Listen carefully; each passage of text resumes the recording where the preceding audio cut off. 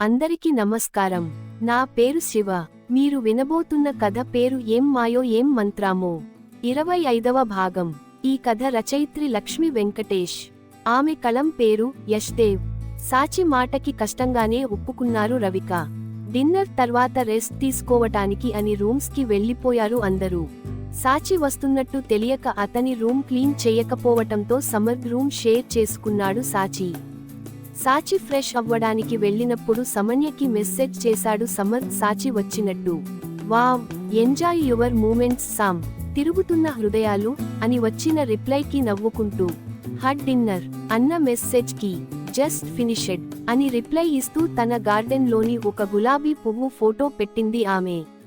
కొయ్యకుండానే ఉన్న పువ్వు అందం ఆ ఫోటోలో ఇంకా అద్భుతంగా కనిపిస్తుంటే సమన్య తన పుట్టింట్లో ఉంటూనే తన ఉనికిని కోల్పోతుంది అని అర్థం అవుతుంటే ఆమెకి తన దగ్గర ఎంత స్వేచ్ఛ ఇవ్వాలో, ఆమెని ఎంత అపురూపంగా చూసుకోవాలో అని ఆలోచించుకుంటూ ఉన్నాడు సమర్థ్. ఫ్రెష్ అయ్యి వచ్చిన సాచి సమర్థ్ అలా బెడ్ రెస్ట్ కి ఆనుకొని ఫోన్ చూస్తూ ఆలోచనల్లో పడటం చూసి నవ్వుకుంటూ బాల్కనీలోకి వెళ్లి తన మాక్బుక్ ఓపెన్ చేశాడు. గుడ్ నైట్ ఊదా రంగు హృదయం అన్న సమన్య మెసేజ్ కి నార్మల్ అయ్యి రిటర్న్ రిప్లై ఇచ్చి ఫ్రెష్ అవ్వడానికి వెళ్లాడు సమర్థ్. కాసేపటికి సాచితో రేపటి రోజు గురించి చర్చించి అతని అభిప్రాయం అడిగాడు. ఓనర్ గా కన్నా ముందు వర్కర్ గా వర్క్ నేర్చుకుంటూ ఓనర్ మీద వర్కర్ కి ఉన్న అభిప్రాయం తెలుసుకోవటం ముఖ్యం సామ్. సో వర్కర్నే బెస్ట్. నార్మల్ వర్కర్ గా వస్తాను. అరేంజ్మెంట్స్ పూర్తి అయ్యాయా అడిగాడు సాచి. యా, నువ్వు ముంబై బ్రాంచ్ నుండి ట్రాన్స్ఫర్ అయ్యి వస్తున్నావు అన్నట్టు క్రియేట్ చేశాను అంటూ చెప్పిన సమర్థ్ మాటకి సరే అన్నాడు సాచి. కాస్త బేసిక్ వర్క్ తెలుసు కాబట్టి సాచి ఒక నార్మల్ ఎంప్లాయీ చేసే వర్క్ వేళ్ల మీద చెయ్యగలడు అని తెలిసిన సమర్థ్ ఇక వెనకాడలేదు. ఇక ప్రస్తుతంకి వస్తే ఊదా రంగు హృదయం. పరుగున తన క్యూబిక్ ఎక్కడో కనుక్కొని వెళ్లేసరికి మొహం మీదున్న నీటి తుంపర్లు తుడుచుకుంటూ కనిపిస్తుంది వహిష్క.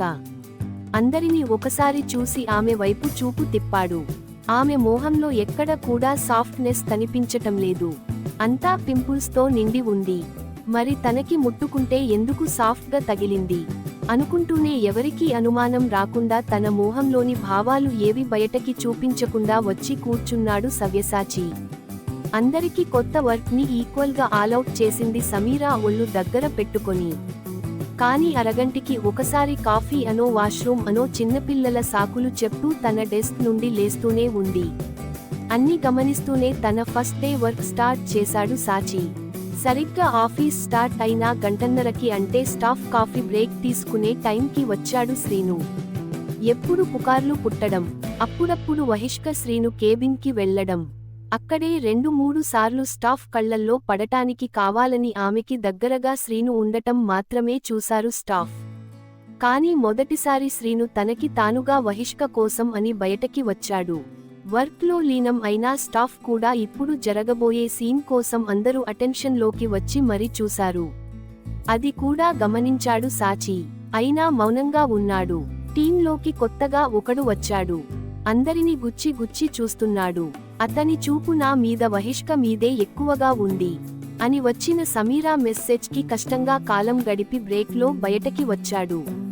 హై వహిష్క, అమ్మ వాళ్ళు వస్తున్నారు, పెళ్లిని ఇష్టప్రకారం 3 నెలల తర్వాత పెట్టుకుందాం, కనీసం నిశ్చితార్థం అయినా త్వరగా పెట్టుకుందాం అంటున్నారు. పెద్దగా మాట్లాడుతూ వహిష్క ముందుకు చేరాడు శ్రీను.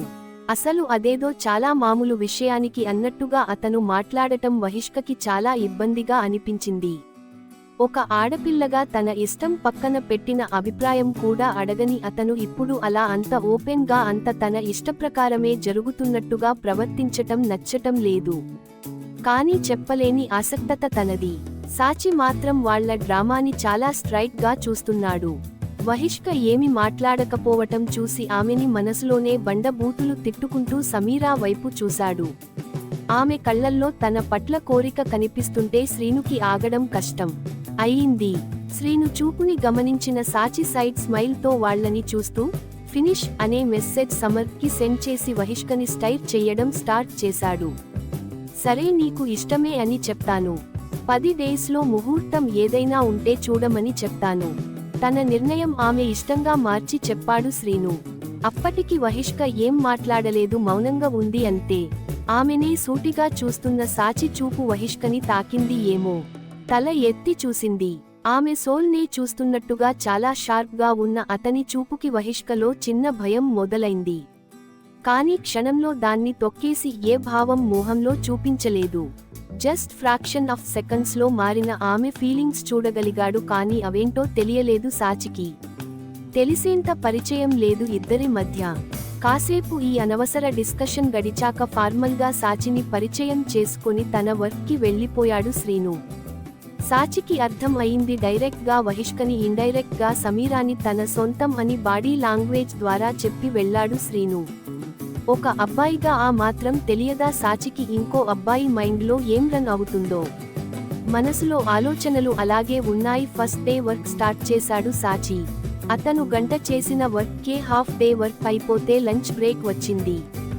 ఎప్పట్ల ఏదోటి చేయకపోతే సమీరాకి గడవడం కష్టంగా ఉంది. కానీ స్టాఫ్ని అలా హింసకి గురి చేయకూడదు అన్న కొత్త రూల్కి చేతులు పీసుకుంటూ కూర్చున్న సమీరా ఏదో ఐడియా వచ్చి మెస్లో జ్యూస్ ఆర్డర్ చేసింది. ఆమె జ్యూస్ తీసుకొని తన టేబుల్ దగ్గరకి వెళ్లి కూర్చొని కొంచెం జ్యూస్ దారిలో వేసి మిగతాది సరిగ్గా తన ఎదురుగా పెట్టుకొని వహిష్క ఎప్పుడు వస్తుందా అని చూస్తుంది.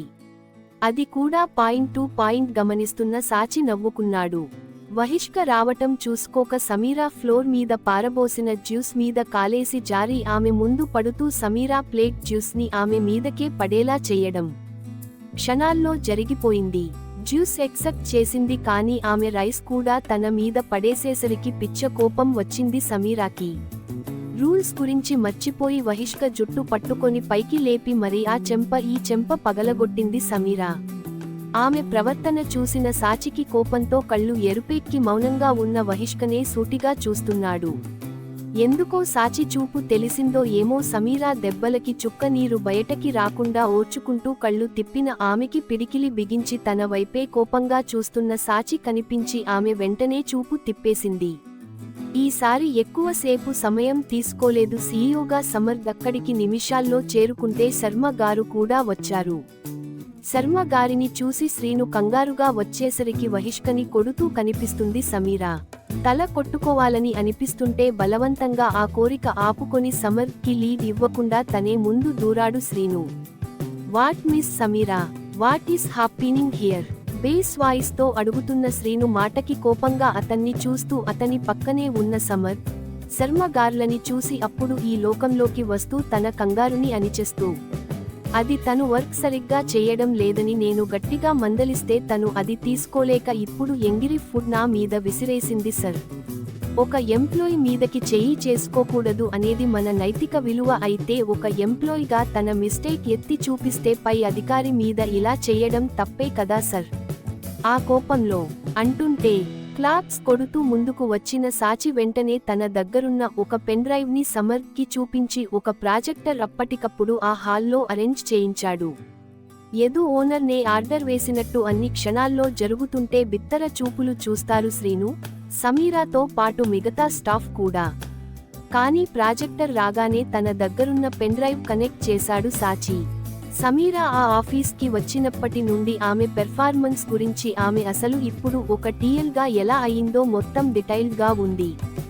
శ్రీను సమీరాల మధ్య రిలేషన్తో పాటు ఆమె సమర్ని ఎలా ట్రాప్ చేయాలని చూసిందో, వహిష్కని ఎందుకు కొడుతుందో మొత్తం ఉండేసరికి సమీరా బుర్ర తిరిగిపోయింది.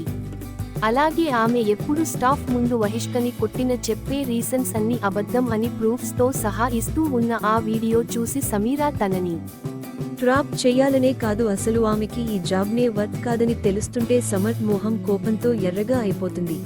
మరి తర్వాత ఏం జరుగుతుందో? మీకు ఈ కథ నచ్చినట్టు అయితే నా ఛానల్ని సబ్స్క్రైబ్ చేసుకుని నోటిఫికేషన్ ఆన్లో పెట్టుకోండి. ఇట్లు మీ శివ.